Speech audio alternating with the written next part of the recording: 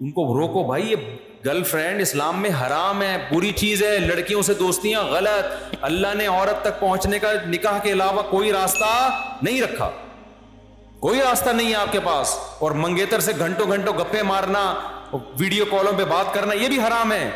اسلام میں منگیتر کا کوئی رشتہ بولو نہیں ہے. نکاح یا نامحرم، بس بیوی ہے یا نامحرم ہے. نامحرم ریزرو رہنا ہے اس سے، کوئی ضرورت کی بات کبھی کسی سے کرنی پڑے بس ٹھیک ہے، اس کے علاوہ بھائی اپنا راستہ لو، ہمارا اپنا راستہ ہے. اور اس میں کزنیں بھی داخل ہیں. جوان کزنوں سے فری ہو رہے ہیں، اور سنائیے بہن سے بات کر نہیں رہا، وہ کزن سے ایسے فری ہو رہے ہیں جیسے پتہ نہیں کوئی پرانے بچھڑے ہوئے یار مل گئے. کزن کا اسلام میں کزن سے پردہ فرض ہے. چچا زاد، خالہ زاد، پھوپھی زاد، ماموں زاد، یہ بہنیں مجازن بہنیں ہوتی ہیں. اسلام میں جس عورت سے بھی آپ کا نکاح جائز ہے وہ آپ کے لیے نامحرم ہے. سالی بھی نامحرم ہے، کیونکہ بیوی کے مرنے کے بعد سالی سے نکاح بھی جائز ہے. تو سالیوں سے فری ہونے کی آپ کو اجازت بولو نا نہیں ہے. بیوی سے فری ہوا کرو. بیوی سے فری ہوتا نہیں ہے. اس کی بہن آئے گی تو چائے بھی لا رہا ہے، سموسے بھی لا رہا ہے، بسکٹ بھی لا رہا ہے. تو جو اللہ نے لوط علیہ السلام نے یہی تو کہا تھا اپنی قوم سے، جن عورتوں کو، بیویوں کو اللہ نے تمہارے لیے بنایا ان کے پاس جاتے نہیں ہو، ان کو چھوڑ کے ہر حرام کی طرح ہر حرام میں منہ مار رہے ہو. تو اللہ نے مرد کے لیے کس کو پیدا کیا؟ عورت کو. وہ عورت جو آپ کی بیوی ہے. اس کے علاوہ کوئی گرل فرینڈ، بوائے فرینڈ حرام. اللہ پوچھے گا، دنیا نہیں پوچھتی. دنیا کچھ نہیں کہتی، اب تو کلچر کا حصہ بنتی جا رہی ہیں یہ چیزیں. اللہ نہیں چھوڑے گا.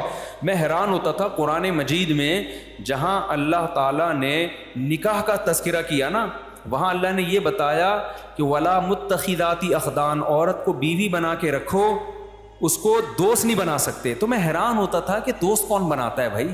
جب ہم چھوٹے تھے نا، جب ہم یہ تفسیر پڑھ رہے تھے تو ہم نے کہا بس اللہ میاں نے اتنا کہہ دینا کافی تھا کہ عورت بیوی بنا کے رکھو، اس کے علاوہ سارے راستے کیا ہیں؟ حرام. لیکن اللہ نے گرل فرینڈ کا قرآن میں خاص ذکر کیا،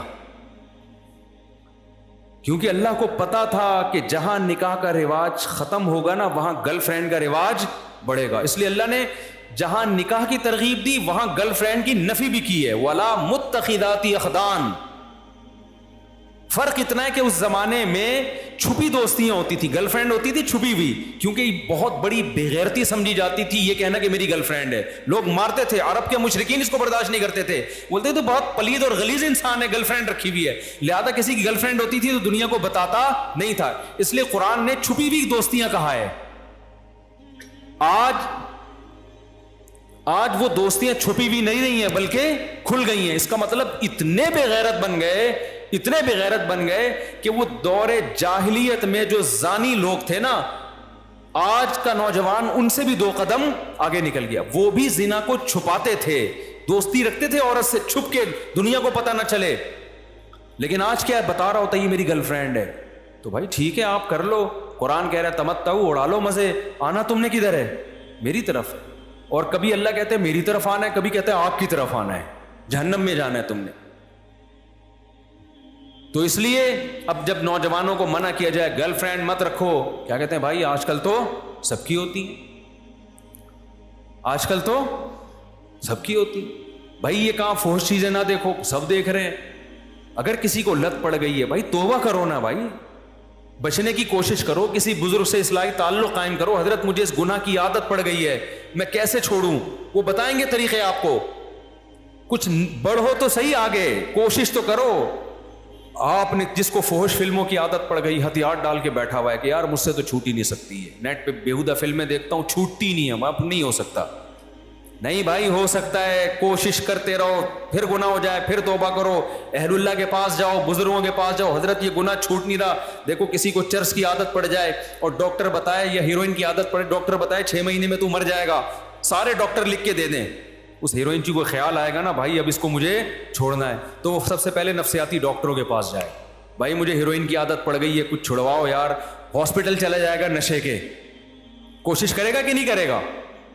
خود نہیں چھوٹ رہا، جا کے ایسے لوگ ہیں نشئی ہوتے ہیں، اداروں میں جاتے ہیں. ہمارے ایک دور کے جاننے والے تھے، لڑکے کو پینے کی عادت پڑ گئی شراب، وہ چھوڑنا چاہتا تھا چھوٹ نہیں رہی. اس کے ابا نے جا کے پتہ نہیں کون سے سینٹر میں جمع کرا دیا نا بتائے بغیر. 4 महीने तक ना बोला इसको निकलने नहीं देना यहाँ से, फीस जमा करा दी, ठीक ठाक हो गया, आया वो फिट फाट, छूट गई उससे। समझ रहे हैं ना? तो भाई एक तबलीगी जमात एक सेंटर है, 4 महीने के लिए जमात में निकल जाओ, वहाँ ना फिल्में देखने का मौका मिलेगा, ना गर्लफ्रेंड से बातें का मौका मिलेगा। 4 महीने में इंशाअल्लाह इंसान के बच्चे बन के आओ। बाज़ लोग कहते हैं मैं इंसान बन के आया था, दोबारा गुनाहों की लत पड़ गई, दोबारा निकल जाओ। समझते हो कि नहीं समझते? दोबारा निकल जाओ, फिर बचो, फिर निकल जाओ। ठनी इससे है दुश्मनी उम्र भर की, कभी वो दबा ले कभी तू दबा ले। शैतान से हमेशा की दुश्मनी है, कभी उसने पटक दिया तो इस दफ़ा रिंग में तू पटक दे यार उसको। ये ऐसा मुकाबला हो रहा है नौजवान का शैतान से। एक आदमी का पहलवान से मुकाबला हुआ, किसी ने पूछा इतने बड़े पहलवान से तू कैसे लड़ा? उसने कहा बराबर बराबर रामा। तो यार इतना बड़ा टार्जन, तू उससे बराबर बराबर कैसे?